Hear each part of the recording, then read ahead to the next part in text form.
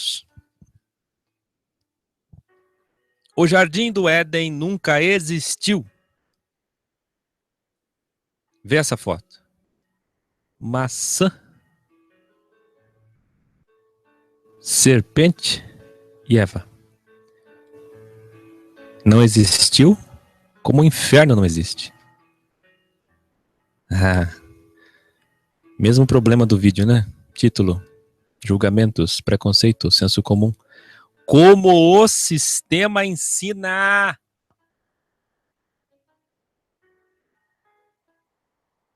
Costela não é costela, fruto não é fruto, pó não é pó, árvore não é árvore, jardim não é um simples jardim, serpente não é apenas uma serpente.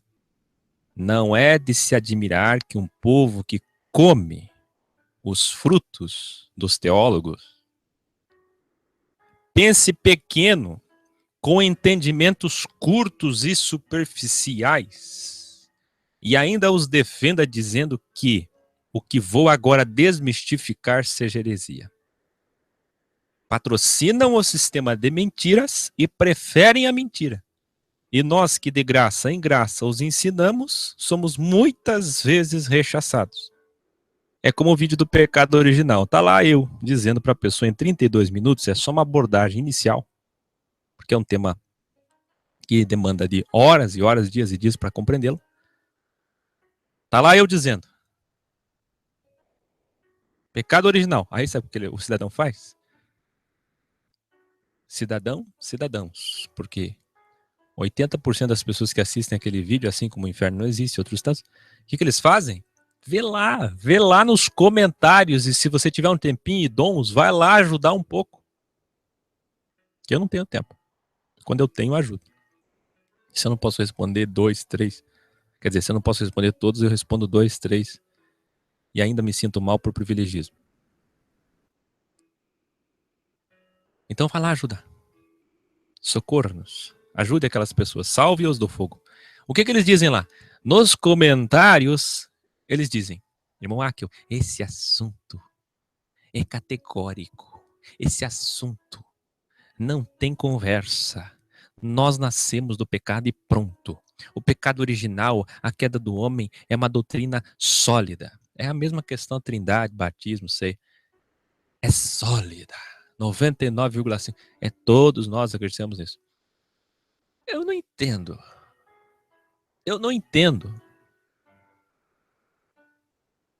10% do salário deles, muitas vezes, vai para alimentar o sistema. São manipulados, escrachados, dominados, açoitados, perseguidos, boicotados. A vida deles é cheia de dogmas, ou seja, proibições. De não toques, não proves, não manuseios, Colossenses 2, 18 a 23. E não bastasse tudo isso, eles ainda querem ser amaldiçoados, querem nascer do pecado, querem ser tidos como débeis, fracos, querem colocar a culpa nos outros, querem ser privilegiados. E o Akio que prega o evangelho da graça e graça, e que diz para eles que eles estão livres da maldição, e que existe bênção definitiva, que não existe nem bênção nem maldição. Veja meu vídeo, bênção, maldição, mas graça definitiva, que é a bênção definitiva da morte de Jesus Cristo. Aí eles dizem: nós não queremos essa bênção definitiva, nós não queremos essa graça, nós não queremos que seja de graça, nós queremos que seja cobrado. E ainda lutam, chamando de filho do diabo aquele a quem está dizendo para eles que eles não nasceram do pecado. Aquele que está dizendo: filho, filha, quer nascer do pecado, então nasça. Pense assim, defenda assim. Filho ou filha amaldiçoado, é assim que você pensa, a tua geração até a quarta, então vai. Se você quer maldição para a tua vida, vai. Se você precisa ficar frequentando um templo, se arrumando, se perfumando para ir todo domingo, e até mais do que isso, para colocar sua cabecinha debaixo de uma mão sacerdotal, para ser abençoado e ser livre da maldição, então vai, filho. Vai, filha. Vai em frente. Se o Senhor deu dons aos homens, que são dons perfeitos, que estamos aqui cumprindo a missão, e ninguém que começa uma missão com um dom perfeito corrigindo umas pessoas que me escreveram ontem, sempre todos, está na Bíblia, Escritura, livro das referências, todas as referências que receberam chamamento, vocação, dom, venceram o mundo, completaram sua missão, também completaria, assim como eles completaram. Você, se tem, vai completar. Nós, dos dons, nós, do chamamento, eu do chamamento, cumprirei minha missão, dessistematizando, desteologizando, desmistificando. Mas eles querem a mentira. Eles querem a mentira. Então, Adão existiu. Eva também, é claro. Jesus mesmo é o segundo Adão. 1 Coríntios 15, 45, Romanos 5, 14. Portanto, este ponto é vencido. Aqui, ó. Se o jardim existiu, Adão e Eva existiram, então por que do título? Muita coisa vai ser desmistificada hoje. Primeiro, veja meu vídeo sobre o pecado original. É um assunto muito longo. Um abraço ao Hidalgo, Charles Finney. Ainda vou trazer muitos estudos sobre o assista lá, nas revistas e em vídeos ensinos. Portanto, muita paciência e esforço para entender não só esse assunto, mas tantos outros assuntos como a Trindade e tal. No mundo teológico, que é o fruto, no mundo teológico, onde o fruto é uma maçã, não é difícil você imaginar que o pecado original seja outro erro para apregoar maldições sobre a vida das pessoas. Então, para um sistema que chama de maçã ou de fruta, ao invés de fruto, nós podemos entender o restante. O que podemos esperar deles? E olha só o que podemos esperar deles. Eles acham que tudo é literal, Gênesis 1, 2, 3. No Gênesis, Bereshit, de tudo, de 1 ao 11, a condição literária é classificada como sui generis. Que significa dizer, não é mito ou lenda, mas também não é uma história literal e dogmática. É linguagem de criança para entendermos aquilo que em nosso vocabulário e capacidade cerebral seria impossível compreender.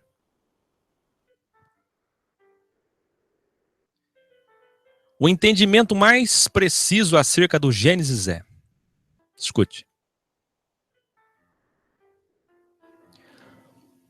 um núcleo histórico que é apresentado revestido de elementos tipológicos que Moisés tomou de empréstimo do ambiente em que vivia 2.500 anos mais tarde.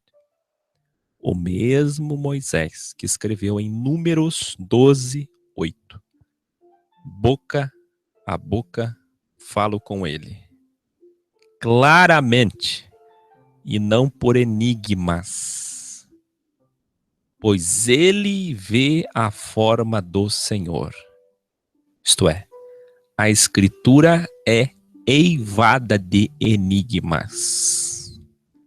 Só Moisés teve esse privilégio, porque envolvia todo o seu povo errado, toda a comunidade, congregação israelita, Kahal, Edá, errada. A Escritura é eivada, portanto, desses enigmas, porque nós não somos Moisés. Não temos esse privilégio. E só podemos discerni-la através dos dons, e é por isso que você está aqui tentando compreender. Consegue? Consegue assimilar isso? Moisés era o único que entendia claramente do Senhor, o Criador, Adonai, Todo-Poderoso, sem necessidade de enigmas. Consegue assimilar que o Criador gosta de enigmas, de falar por enigmas, como um espelho embaçado, dizia Paulo. Assim como no final de todas as coisas, lá no Shabá, milênio, descanso, o Apocalipse é emanado de alegorias e metáforas, também é o princípio das coisas, o Gênesis, o Bereshit, que é o primeiro dia, domingo. Então, nesse plano cabal salvífico da humanidade de 7.000 anos, uma semana, e é por isso que ele criou o mundo em 7 dias, havendo trabalhado no sétimo, descansou, tipologizando 7.000 anos, prefigurando 7.000 anos. Ao quarto dia será imolado o cordeiro no ano 4.000, meu vídeo, 17 anos para acabar o mundo. No ano 4.000 ele morre por nós em carne. E depois de 2 dias ele vai revigorar todas as coisas. No terceiro dia suscitará todas as coisas. Oséias 6, 2. E agora, vai completar agora. O fim é agora. Em Isaías 45, 7 encontramos: Eu, o Criador, formo a luz e crio as trevas. Eu faço a paz e crio o mal. Eu, o Senhor, faço todas estas coisas. Em alusão a Gênesis 1, versículos 3 e 4, onde encontramos: E disse Deus, haja luz, e houve luz. E viu Deus que era boa a luz, e fez Deus separação entre a luz. Do hebraico, luz é o mesmo que dizer reino do bem, já ensinei isso outras vezes. E as trevas, do hebraico, mesma coisa que diz reino do mal. E por este caminho é por este caminho que nós encontraremos a resposta da grande pergunta filosófica: qual a origem e o significado do mal neste mundo? Havendo nós entendido que o Senhor criou o mal e o bem, que tipologizou não só as coisas descritas por Moisés por inspiração pura e plena, 2.500 mais tarde, inclusive a escrita do livro de Jó, feita também livro poético pelo próprio Moisés, além do Pentateuco, nós temos aqui um entendimento de que até os dias da criação são tipológicos, porque provavelmente ele não demorou os 7 dias. Haja vista, ele pode ter feito isso em milhões de anos, bilhões de anos, ou em apenas segundos. Entende isso? Se ele o fez em 7 dias, fez porque quis fazer, mas para representar como tudo é assim em sua criação. E por falar em representações, eu vou falar ponto a ponto para entendermos didaticamente. Vou começar com o Jardim do Éden. Para começar, você vai ver que o Jardim do Éden representa o que eu sempre ensino. A vida é feita de escolhas. Eu já havia até intitulado o pastor dizer que a árvore da ciência do bem e do mal é o dízimo. Pode tocar em todas as árvores, menos na árvore da ciência do bem e do mal, que é do Senhor. Eu já vi de tudo no sistema. Tudo que não presta. Tudo que não tem valor. Mas para mim, o dom que o Senhor me deu e passo para vocês, o Jardim do Éden, cada vez que eu lembro dele, escuto ele, eu me lembro da vida feita de escolhas. A vida feita de escolhas. Que coisa linda. Por falar nisso, eu vou dar uma pausa no estudo. Eu quero que você, nesse momento, escute comigo uma canção. Deixa eu achar onde é que eu coloquei ela aqui. Olha só.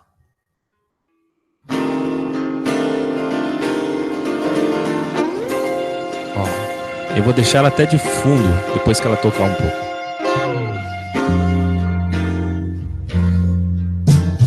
Filho meu, eu vou contar uma história pra você. Uma história linda, mas olha que linda. Um jardim que eu abandonei.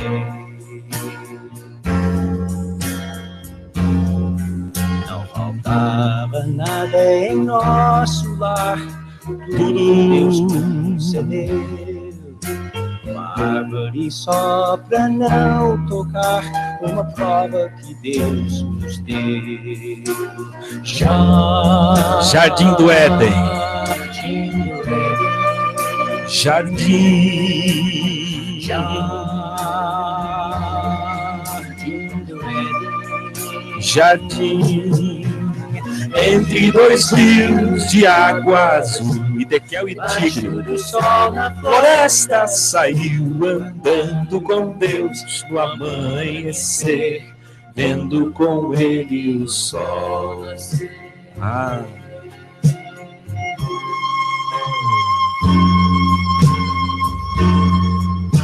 Mas ela gritou e eu também. Nosso Agora eu vou deixar aqui ela de fundo, enquanto ela toca, nós vamos para o estudo. Pessoal, então cada vez que eu escuto sobre o Jardim do Éden, que eu vejo o Jardim do Éden, eu lembro do estudo meu sobre a vida é feita de escolhas. É assim que a humanidade começou, com o Senhor ensinando a humanidade que a vida é feita de escolhas. Não é? O conceito geral do Éden ganhou uma aura de fantasia e misticismo absurdo, principalmente no cristianismo de Constantino. É impressionante o quanto que teólogos e o povo, orientado por eles, alienado por eles, inclusive pessoas fora do sistema, ficam fantasiando onde pode estar, no Polo Sul, no Polo Norte, na Lua. Né? Os dinossauros, durante milhões e milhões de anos, como lemos em Jó, provavelmente ficavam fora da região central da Terra, Oriente Médio, onde habitavam Adão e Eva, antes deles e durante. Antes de Adão e Eva existir, o mundo era sem forma e vazio, esse espaço de tempo de apenas um versículo pode ser de bilhões e bilhões e bilhões de anos. Provavelmente ficavam fora da região central da Terra, onde habitava Adão e Eva, antes deles, antes de Adão e Eva, o mundo pré-adâmico e durante. Depois da expulsão que veremos a seguir, todo esse lugar se perdeu, tornando-se terra imperfeita como é até hoje. É claro que o dilúvio apagou os vestígios do Jardim do Éden. Veja o que diz Ezequiel 31:18. A quem, pois, é semelhante em glória e em grandeza entre as árvores do Éden?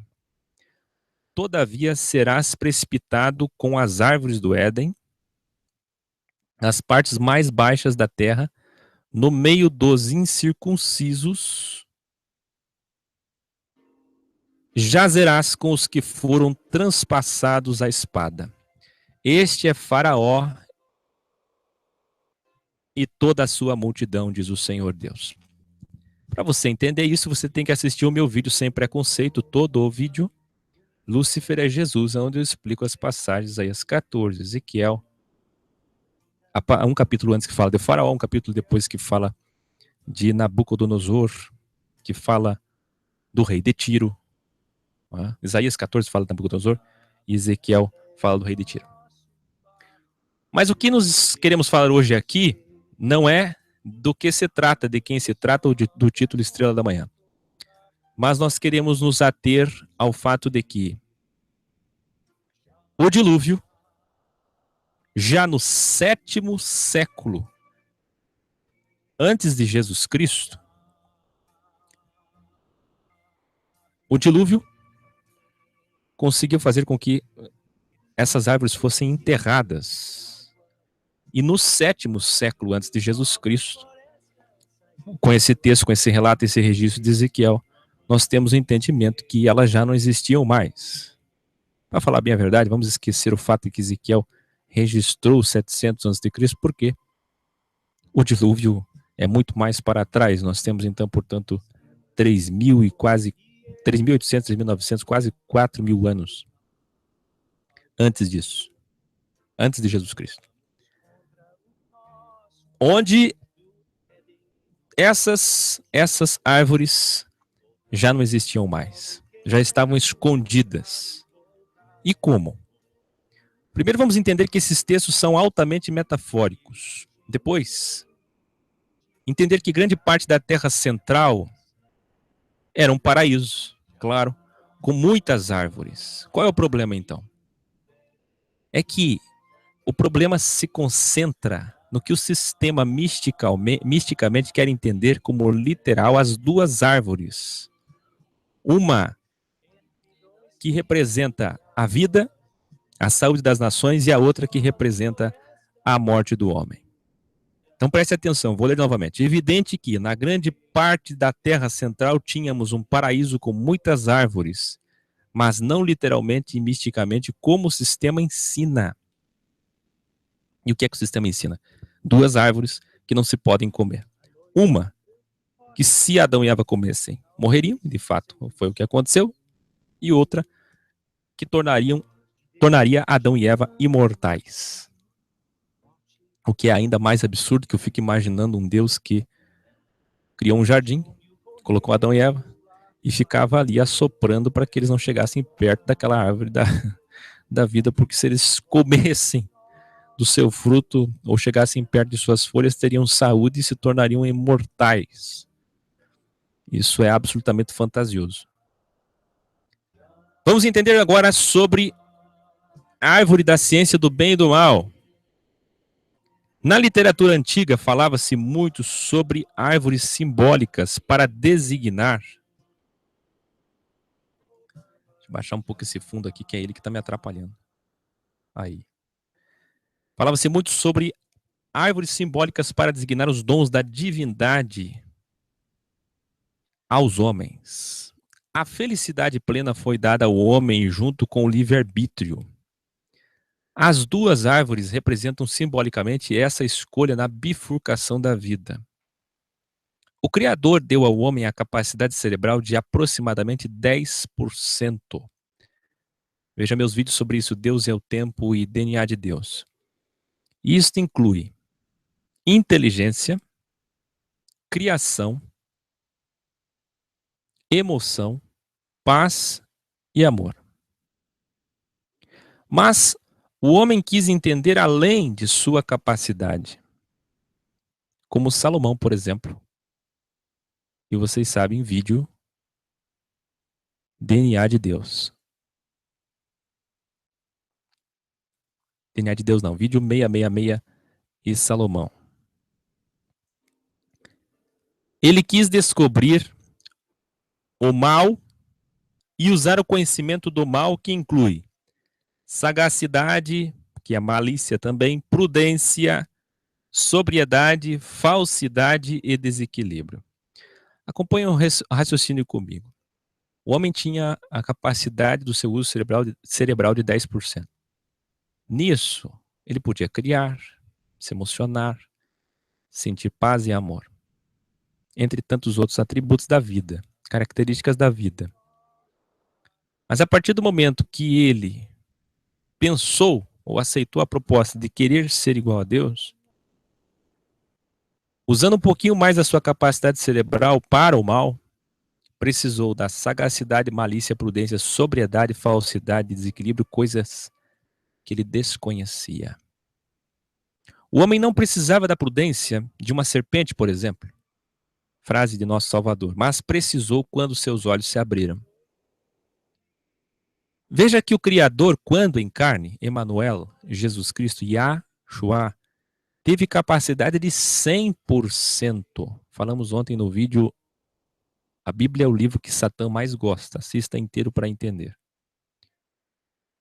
Jesus, o Deus em carne, usou 100% da sua capacidade cerebral como Deus em carne, mas não fez isso na maior parte do tempo.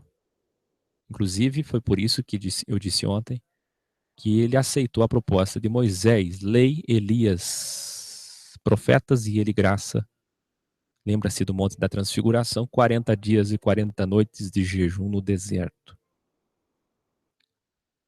Lembre-se também da orelha decepada do soldado Malco por Pedro. E Jesus dizendo que poderia estar protegido naquele momento por uma miríade de anjos. Miríade do grego significa 10.000 anjos. Ou um número qualquer acima disso. Uma sentença antiga entende o preceito paradisíaco como se fora a proibição do sexo entre Adão e Eva. E que o fruto, que representa a ação, porque não é fruta, maçã ou outra, da ciência do bem e do mal foi o primeiro ato sexual da serpente com Eva, que deu origem aos filhos da perdição, Caim, e depois aos filhos da salvação, Abel. Tem alguma coisa perto disso também sobre Lilith, que eu vou falar no final. Sentença essa que William Branham copiou e disse ter sido uma revelação. E o pessoal do Tabernáculo da Fé acha que foi ele que criou isso. Mas isso é muito antigo. É uma vertente filosófica judaica que acredita nessa grande heresia. O caminho proposto fora da ideia absurda de árvore e fruta já é superior. Pelo menos eles entendem que fruto não é fruta. Mas a ideia do sexo e da semente do bem e do mal não merece audiência. Portanto, comer o fruto é o quê? Comer significa aceitar, é tipológico. E o fruto é o orgulho. Comer, aceitar. E o fruto é o orgulho. Aceitou ser, ego, status. Aceitou ser, ter e poder. Hã? Cada vez que você faz uma escolha errada na vida, você come. Você come o fruto do orgulho. No sistema, por exemplo, os títulos, hierarquia, clero, salários, status, fama. Quando você diz amém, conivente, Apocalipse 18:4, complacente, dizendo amém, o amenzismo ao sistema religioso, sendo levado por eles, você come. Dizer amém é comer. Você come o fruto da ganância quando o sistema religioso te leva ao ponto mais alto que nós falamos ontem. Mateus 4, Lucas 4, tentação de Jesus Cristo, o ponto mais alto. Jerusalém, cidade santa. O templo é santo. A Bíblia é santa, sagrada, nada disso. Nem cidade, Jerusalém, nem o pináculo do templo, nem a Bíblia sagrada. Satanás usa os 3 elementos como ponto mais alto para levar Jesus. E para oferecer a Jesus a escolha da vida, ter, ser e poder. E ele não comeu. Jesus não comeu. O segundo Adão não comeu, mas o primeiro comeu. E você? Árvore da vida. Vamos começar pela resposta perfeita e direta. Em Gênesis 2:9, é mencionado apenas que Adão e Eva gozavam da faculdade de não morrer. É só isso que representa a árvore da vida, nada mais. Criação de Adão, pó da terra, imagem e semelhança. Vamos primeiro entender sobre imagem e semelhança. Em Gênesis 1, 26 e 27 temos: façamos. Aí lá vem os trinitários, achando que... Aliás, esse versículo é sempre o primeiro do bojo doutrinário deles, sendo que é o versículo que mais vai contra o dogma da Santíssima Trindade de Constantino. Vê o que eu escrevi entre parênteses: anjos ajudaram, façamos, venham, venham, venham e façamos. Óbvio que eles não criam, e a grande denegação do sistema é: anjos não criam.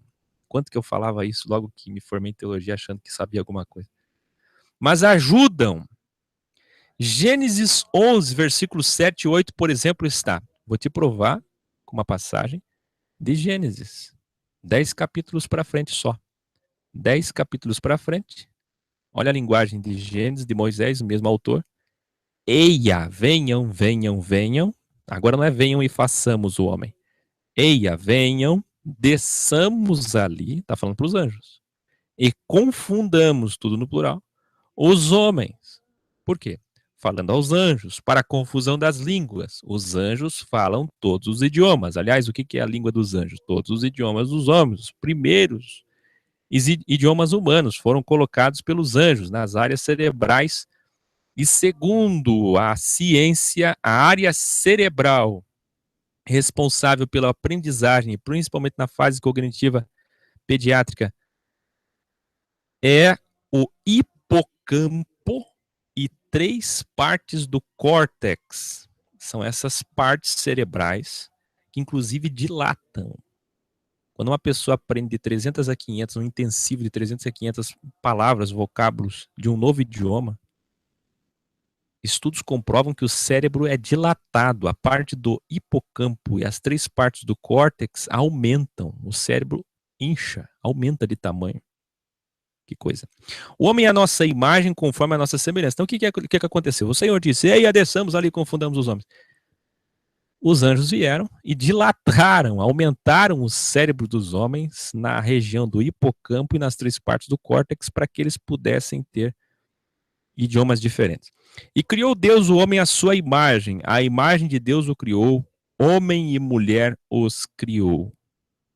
O que significa a imagem? A imagem de Deus se refere ao metafísico humano. Imagem é espelho. Imagem é aquilo que não se vê. Jesus, por exemplo, é a imagem do Pai. Hebreus 1:3. Que é o que eu digo no vídeo, Jesus não existe para sempre. O pessoal diz que eu tô ficando doido, virei Salomão, vou cair. Você tá ficando doido de tanto estudar. A sabedoria tá te levando para o mal, virou Salomão. Não, querido, Jesus não existirá nunca mais, porque ele é apenas uma imagem. A imagem de Deus se refere ao metafísico humano. O homem é racional, ele ouve, vê, fala, sente. Seus sentidos racionais e a incrível capacidade de criação é que separa o homem do mundo irracional animal e que o encaixa na dominação, que é o que diz a parte B do versículo 28 do capítulo 1 de Gênesis. Quando ele, logo depois de dizer, façamos para os anjos o homem a nossa imagem e semelhança, ele disse, esse homem que vai ver, que vai ouvir, que vai sentir, que vai criar, capacidade de criação, não como ele, mas de forma limitada, mas sim. Logo na parte B ele diz que domine todo réptil que rasteja, que domine as aves no céu, que domine. É essa capacidade de administração, de governo, que também diz respeito à imagem, que nos originais hebraicos entendemos como imagem. É isso que diz no original. Já semelhança, façamos homens a imagem, é semelhança. O que é semelhança? A semelhança é a capacidade tricótoma de ser corpo, alma e espírito. Mas uma só pessoa e não três pessoas distintas, como disse Constantino, e vocês comeram esse fruto da Trindade. Disseram amém a ele. Ele nos deu vida, mas não somos exatamente como ele é ainda. Seremos como ele é. Receberemos um novo corpo, pois ele é espírito. Ele foi espírito, ele corporificou para morrer por nós, para se apresentar à igreja, para governar no milênio, para julgar as nações, para julgar os homens, e depois ele volta a ser espírito. Criação de Eva, costela e pó da terra. A costela de Adão não era mais larga, nem tampouco se trata das suas costas carnais. E costas, pode falar no plural sim, porque é costela direita e costela esquerda, costa direita, então costas. Vê só, eu fico imaginando o absurdo que chegam os teólogos do sistema achando que entendem alguma coisa. A maioria deles não entendem nada. A ponto de dizer que Adão era muito maior do que é hoje, depois que sofreu uma anestesia profunda, dormindo um sono, a Eva foi tirada das costelas dele. E aí Adão ficou mais enxuto, menor. Costela é a palavra na linguagem de criança para o ser humano entender as escrituras. Veja meu vídeo, Bíblia Chapeuzinho Vermelho, Bíblia escrita na linguagem do homem, linguagem de criança, cognitiva, pediátrica, lúdica quase, muitas vezes lúdica, metafórica, parabólica, enigmática, para que você entenda aquilo que precisa entender. A Bíblia compilada, livro das referências, que é como eu chamo, daqueles que venceram o mundo, heróis da fé, Hebreus 11, foi escrita por pelo menos 40 homens, dependendo se for protestante. E isso não é motivo para duvidar. Aproveitando para dizer que, pois se ele, o Criador, tivesse escrito com a mão dele, então, de fato, não acreditariam. Ou se ele dissesse, anjos, desçamos ali e façamos a Bíblia, e façamos o Tanar, e façamos o Brit Hadashah, e façamos as escrituras, não acreditariam. Ele escreveu nas pedras, por exemplo, as recomendações lá de Êxodo 20 ao povo de Israel, e você deve lembrar o quanto transgrediram a sua lei, mesmo sabendo que o dedo do Criador escreveu aquilo. Lembre-se de Lucas 16, 30 e 31, e disse ele, não, pai Abraão, mas se alguém dentre os mortos for ter com meus irmãos, eles podem se arrepender. Abraão, do outro lado, disse, se não ouvem a Moisés da lei e aos profetas, tampouco acreditarão, ainda que algum dos mortos ressuscite. E não é? Se as pessoas têm hoje a lei, os profetas, os salmos, os poéticos, tem a história dos evangelhos, da transição, tem as cartas de Paulo, de João, de Judas, as cartas de outros escritores, e culminando no grande livro das Revelações, e ainda assim não acreditam, do que adiantaria alguém voltar dos mortos? Portanto, esse pessoal que desceu para cá, subiu para cá e viu isso e viu aquilo, é tudo conversa fiada. Costela é a palavra para explicar a célula mother, a célula embrionária, célula tronco mãe. Adão foi anestesiado pelo Criador e da sua medula, da sua célula tronco, é que o Senhor extraiu a essência capaz de gerar Eva. Então, costela não é costela, é tudo tipológico para entendermos melhor. Pó é a palavra tipológica para representar o carbono e o nitrogênio, provavelmente. O pó, barro, argila, se misturaram com a água e hidrogênio e assim o Criador nos formou artesanalmente. Vocábulos da ciência humana surgem sempre, mudam com o tempo, mas podem hoje tipologizar melhor para nossa compreensão quais elementos químicos e físicos o Altíssimo utilizou. Quer que eu explique? Olha que lindo isso aqui. Isso aqui é para você guardar. Olha que lindo. O corpo do primeiro homem, o corpo de Adão, 60% oxigênio, mais carbono, hidrogênio e nitrogênio, formaram 95% da massa total de Adão. Só que se fosse só esses 95%, ia ser só uma grande pasta, sem formato e sem vida. E os outros 5%? Aí o Criador colocou no corpo de Adão flúor, 17 elementos presentes na natureza: potássio, sódio, cobre, cálcio, selênio, manganês, molibdênio, que é a boa gordura, ferro, zinco, iodo, fósforo, magnésio, cobalto, cromo, enxofre e cloro. Faltava só uma coisa. Então ele assoprou nas suas narinas e lhe deu vida. Quem sabe o Criador não fez de outra forma? Pegou o carbono, que é o pó, tipologicamente escrito por Moisés em Gênesis, você sempre entendeu pó. O homem veio do pó, vai voltar para o pó. Tudo é carbono.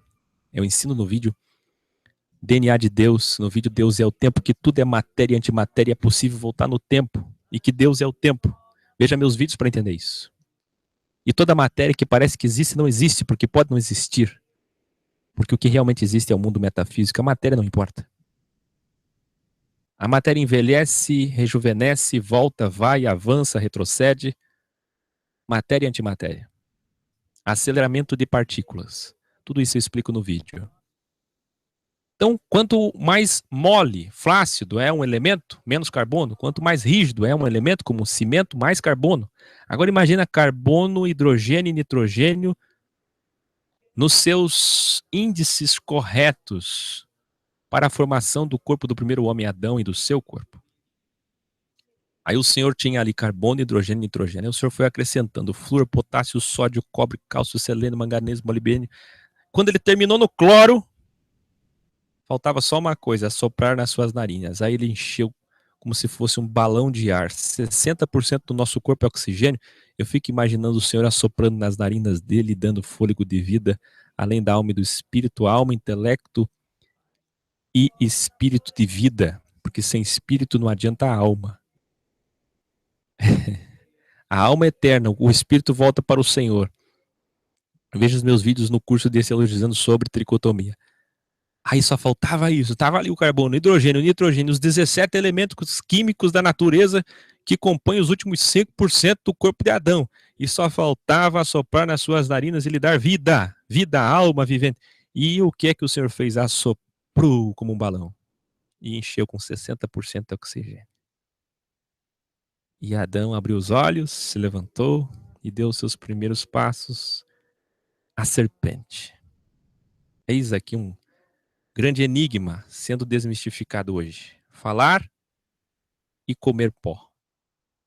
Ei!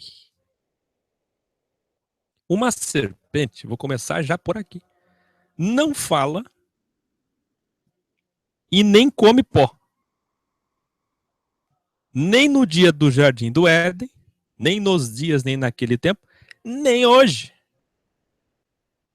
Rastejarás e se alimentarás do pó da terra.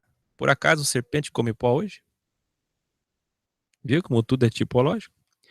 Não é segredo que os espíritos malignos podem materializar-se em qualquer forma. O espírito desceu como pomba. Exemplo.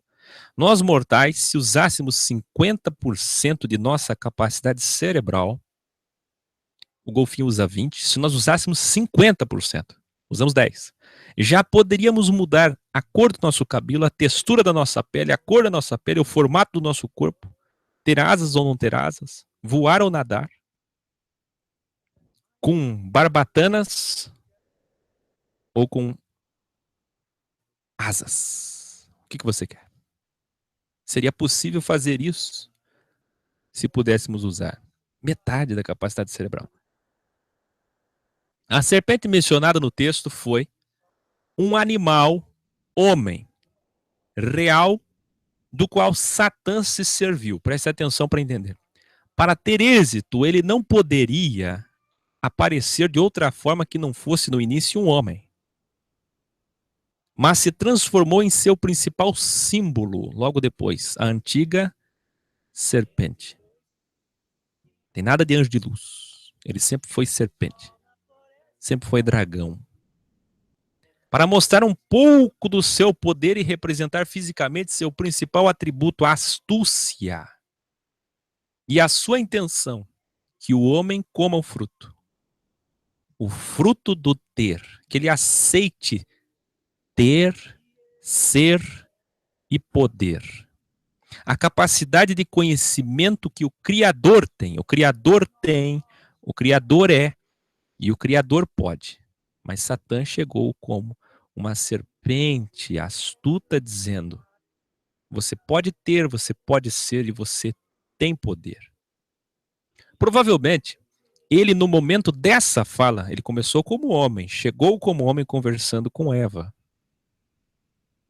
Após um curto assunto mais necessário na introdução, então ele se transfigura em serpente para melhor convencer a ainda inocente Eva. Gênesis 3:1 diz: mas a serpente, mais sagaz que todos os animais selváticos que o Senhor Deus tinha feito.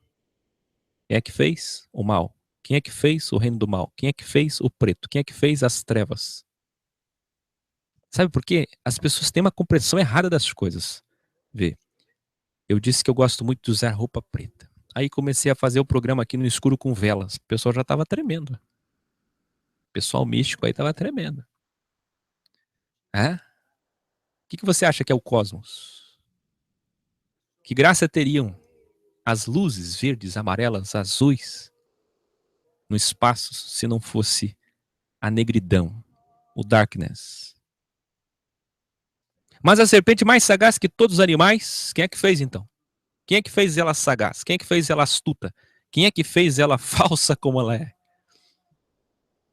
Quem é que fez a cobra? Que o Senhor Deus tinha feito.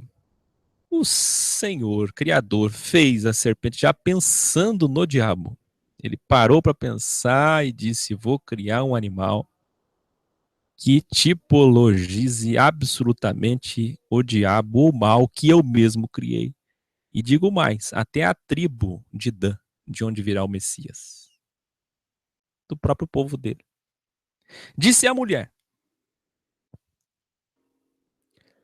Então ele disse à mulher essas coisas. Olha que coisa. Vou voltar aqui. Não, vou ler de novo. Gênesis 3:1. Mas a serpente mais sagaz que todos os animais selváticos que o Senhor Deus tinha feito, disse a mulher. A transição da inocência para a consciência teve um sermão de Satã. Veja, Adão e Eva eram inocentes, agora eles estão indo para a consciência, como uma criança que passa para a consciência aos 7, 8, 9, 10, 12, depende da idade. Depende da situação, a idade, a faixa etária não é, não é fator primordial, porque cada caso é um caso. Depende das condições ladeadas que podem levar a criança a um estupro moral. Estupro moral é quando a criança descobre a malícia antes do tempo. Isso é terrível para a criança. Hã? Adolescente tem que saber de malícia no tempo certo. Se a consciência vem antes do período, é um estupro moral. E foi isso que Satanás fez com Eva, estuprou-a. Trouxe à luz as coisas que ela não deveria saber. E não estava nem preparada para isso. E levou o homem a cair junto. A transição da inocência para a consciência teve um sermão. Lá Satanás estava quando nem existia Tanar e Brit Hadashah. Satanás já tinha uma Bíblia, terceiro e poder. Com todas as principais técnicas de persuasão, a dialética oratória, a hermenêutica e a homilética e a exegese estavam na boca de Satanás já. A teologia dele já tinha a pregação com ilustração física de matéria, mudando sua forma de homem para serpente. Ele começou a conversar com ela como homem. É quando ele foi falar da sagacidade, que você pode ser igual ao Criador e ter a capacidade cerebral que ele tem, aí ele se transformou em serpente. E veio e encantou-a. Portanto, não era uma serpente, mas uma corporificação efêmera para ilustrar sua persuasão, como que numa visão. Mas mais do que isso, não era uma visão. Era ali, na frente dela, fisicamente, Satanás. Que coisa, hein?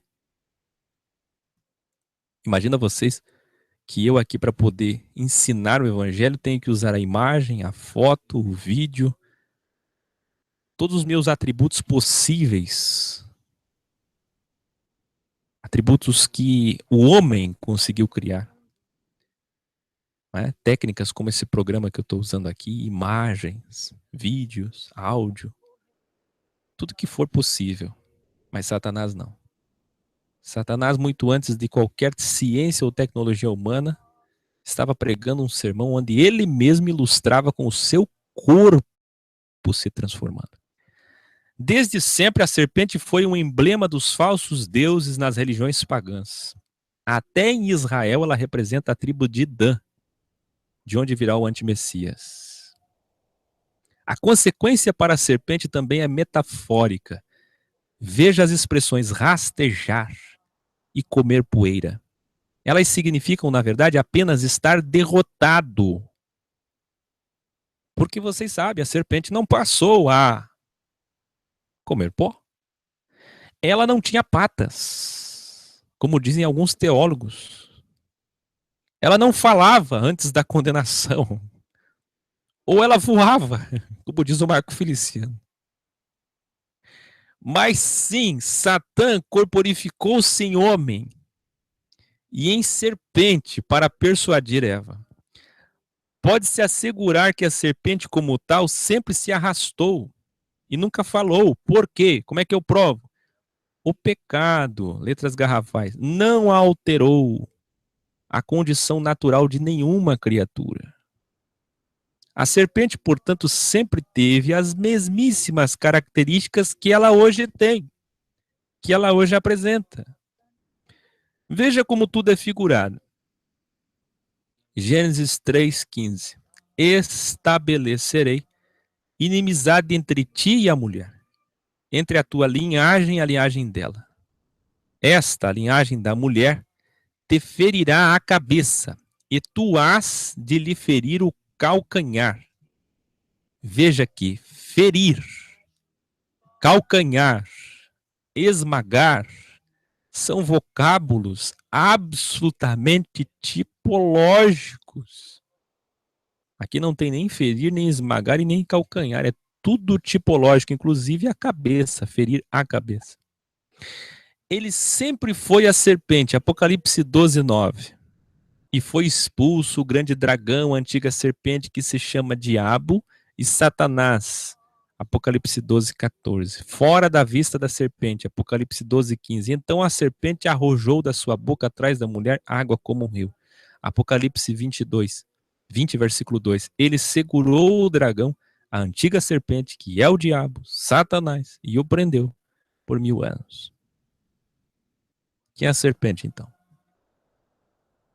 Então você está entendendo que o pleno sentido de pisar em sua cabeça, esmagar sua cabeça, que Paulo mais tarde falou em sua epístola, o pleno sentido de rastejar não é como os teólogos ensinam que a cobra deixou de voar, de andar com patas, de ser uma cobra homem, e depois passou a rastejar como nós vemos hoje.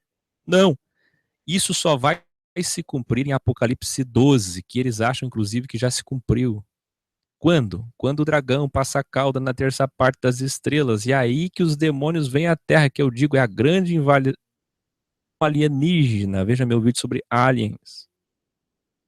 Então, Apocalipse 12 mostra que o pleno sentido de rastejar só vai se cumprir na segunda metade da grande tribulação, quando Satã cair como um raio na terra e comer o pó da terra. Você entende que na segunda metade da grande tribulação ele desce, ele sai das regiões celestes, ele passa a cauda e desce com a terça parte dos demônios, e ele cai no pó. Pó é terra, pó é solo, e pó também são os homens que ele vai devorar. Os homens representam esse pó. E isso ainda vai se cumprir. Assim também a expressão maldita és se refere unicamente a Satanás e não ao animal. Então tem gente que tem problemas místicos com serpente achando que é um animal amaldiçoado pelo Criador. Não é. Quem é maldito é Satanás e não a serpente. Amaldiçoam a serpente e não amaldiçoam a maçã, né? E eles acham que é maçã. A expulsão do jardim e o querubim. O Altíssimo expulsou do paraíso os pais da humanidade, colocando à porta dele um querubim portador de espada chamejante. Fogo. Gênesis 3, 23. Isso também é tipológico. Viu, minha irmã mística? Põe, Senhor, teu anjo acampado ao meu redor, com espadas chamejantes, cheias de fogo, muito fogo. Pois o jardim não está hoje invisível, escondido em algum lugar do Polo Norte, da Lua, do Polo Sul, Oriente Médio, num monte alto, impossível de chegar, debaixo da terra, mas simplesmente foi transformado nas consequências da escolha do primeiro casal. Como assim? Na entrada do Jardim do Éden foi colocado, após a expulsão de Adão e Eva, um querubim portador de espada de fogo. Vamos entender o que significa esse querubim. Nos templos antigos, quase sempre existia uma figura de pedra que ficava na porta e significava ser um ingresso proibido aos estranhos. Então tem um significado tipológico. O Jardim do Éden se perdeu, meus queridos. E o querubim ali representado revela a não possibilidade. Qual é a tipologia aqui? O querubim com a espada ali representa a não possibilidade do homem voltar a ter e ser como antes. O ter e ser próprio. E não aquele da tentação, rebeldia, orgulho, de querer ser o que não pode ser. Mas a esperança de que os vencedores desse mundo presente estarão numa nova terra, com a mesma felicidade de antes e sem a serpente para nos atormentar, pois esta já terá sido vencida. Para terminar, vou falar sobre a mentira de Lilith, a primeira esposa de Adão. É a questão da Bíblia. Como eu disse, a Bíblia é o livro que Satanás mais gosta. Pessoas vão usar a Bíblia para dizer que Jeová é o diabo, para fazer confusão de todo tipo. De outro lado, entre ateus, agnósticos, não religiosos e desigrejados de fato, outro desequilíbrio. A lenda que Adão tinha uma primeira esposa chamada Lilith, que teria mantido uma relação com Satanás e gerado uma linhagem de seres malignos. Saímos do misticismo, do sistema religioso que refutamos até aqui, Agora para o miticismo, sem o S, que vem de mitos, dos descrentes. Eu não sei o que é pior, se é misticismo ou miticismo. Misticismo são os que creem demais. E miticismo são os que não creem em nada, os saduceus. Ou acreditam em quase nada. Outra ideia mítica. O que é pior, mística ou mítica? Diz que Lilith teria sido a própria serpente. Michelangelo, por exemplo, pintou no teto da Capela Sistina uma Lilith, metade mulher, metade serpente, no tronco de uma árvore. Vocês devem lembrar dessa pintura. Existem manuscritos antigos falando que Lilith era o nome de uma deusa conhecida como o demônio da noite que assombrava os desertos de Edom. É verdade que em Isaías 34:14, no original, temos sobre Lilith. Mas eu coloquei TH ali, mas não é a mesma Lilith. Preste atenção. E as feras do deserto se encontrarão com hienas, e o sátiro clamará ao seu companheiro. E Lilete, TE no final e não TH, o radical hebraico é equivalente a vários sinônimos. Veja meu vídeo, adulteração de sinônimos. Então o cidadão vai traduzir com o sinônimo que lhe mais é conveniente. Bruxa vem do radical, demônio vem do mesmo radical, animal noturno vem do mesmo radical, fantasma vem do mesmo radical, mas eles escolheram o termo original Lilith. Tá entendendo? Aí surge essa confusão desses que defendem esse absurdo, dizendo que inclusive não está só em manuscritos apócrifos, mas na própria Bíblia, numa única passagem errada, equivocada de Isaías 34:14. E o versículo termina com a frase: pousará ali e achará lugar de repouso para si. Por que esse texto não é? Não só pelo radical que eu acabei de provar, pelo hebraico, mas porque esse texto não se cumpriu, esse texto vai se cumprir.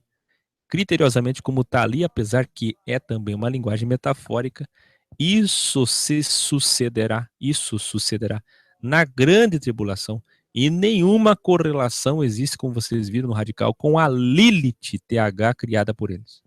Satã foi além de uma conversa com Eva. Satã não só fez o que fez dentro do jardim, mas fora do jardim, que representa esse centro do mundo, na época, mundo de paz e de domínio do homem sobre os animais. Mundo que não tínhamos espinhos, abrolhos, dor de parto, suor, sofrimento, dor. Um mundo que não tinham piolhos, bactérias do mal, micróbios, doenças e tantas coisas que a gente tem hoje, mas elas que são consequências daquele fruto. E o Senhor sabia de tudo isso. E é por isso que ele veio como segundo Adão e não mandou o outro, fazendo ali um filho para resolver o seu problema. Não. Ele criou o primeiro Adão, ele criou o problema e ele deu a solução do problema. Eu vou morrer, como diz o livro História da Criação, por esse problema que eu criei. Satã foi além de uma conversa com Eva. Ele criou a sua versão do Éden com a lenda de Lilith. Ele não fez só isso com a história de Eva, ele fez isso, por exemplo, sobre o Messias. Em várias culturas, e muita gente está caindo nessa desconstrução da fé, achando que Jesus é só mais um Messias e não é o Messias. Por quê? Porque Satanás é o que ele é, sagaz, serpente. O que uma serpente faz? Isso. Planta mentiras, miticismo, não é misticismo. Satanás planta o miticismo e o misticismo. Mas o miticismo é o que está pegando os místicos. Quer dizer, a pessoa sai de um extremo místico para o outro extremo mítico. Ela começa no misticismo, ela acredita demais. É uma fé artificial mentirosa. Depois ela vai para o miticismo e não acredita em mais nada. Aí ela fica um descrente. E olha só o que é pior. Satanás, com um sermão, fez a sua versão dos fatos do Jardim do Éden para os hititas, egípcios e gregos, e além disso para os povos da Idade Média, e até escribas e fariseus acreditavam na ideia de Lilith. Tá entendendo? Alguns poucos israelitas. E da mesma forma ele plantou as sementes do mal com o seu sermão para os egípcios também, para os gregos também, para os medo-persas também, para os romanos também, a ideia do falso Messias. De muitos Messias, nascendo de uma virgem, criteriosamente com os mesmos atributos de Isaías, por exemplo, os profetas que falaram sobre a vinda do Messias. E é dessa forma que eles não receberam o Messias, crucificaram o Messias e até hoje esperam por um Messias. E é dessa forma que muitos místicos passaram a ser míticos porque caíram nessa mentira de Lilith e de que Jesus não é o Messias. Sobre isso, há 5 anos eu tenho vaticinado ensinos como a desconstrução da fé, ensinos como o processo da descristianização. Veja o meu vídeo, está ali em verde o link, é só clicar. O vídeo Duas Saídas, Fé e Desfé. O Espírito expressamente diz que nos últimos tempos apostatarão, se afastarão alguns da fé, dando ouvidos a espíritos enganadores e à doutrina de demônios, de serpentes, pela hipocrisia de homens que falam mentiras, que oferecem frutos de mentira, e você vai lá e diz amém, comendo o fruto, tendo cauterizado a sua própria consciência. E eles não podem se transfigurar como o diabo, viu? Vá para qualquer templo e escute o melhor sermão e o melhor sermonista. Nenhum deles consegue se desmaterializar e materializar na sua frente com como algum tipo de animal ou outro ser ou objeto inanimado. Eles não vão conseguir fazer isso. Mas eles vão usar de tudo: entretenimento, persuasão, homilética, caicai, emocionalismo, musicoterapia, data show. Vão usar o que eles puderem para poder te enganar e te persuadir. Porque, segundo a Coríntios 11, Paulo disse, eles tentam pregar um outro evangelho, Gálatas 1, se transfigurando como anjo de luz. Satanás, além de se transfigurar em serpente, ele tenta ser Lúcifer, ele quer ser o Lúcifer. E ele tem sido para muita gente. Pela hipocrisia de homens que falam mentiras, tendo cauterizado a sua própria consciência, rejeita as fábulas profanas. Esse já era um problema da igreja do primeiro século, 1 Timóteo 4, 1 ao 7. Quem acredita em Lilith tende a acreditar na Cinderela, na Branca de Neve e no Papai Noel. Em tudo isso. Vejo uma pequena nuvem do tamanho da mão de um homem. E esse é o sinal que o dilúvio está próximo. Não temos 120 anos para a construção da arca. O tempo já está no fim. Faltam as últimas madeiras a serem pregadas. És tu um salvo. Então, salvo, venha ajudar. Mais um vitorioso.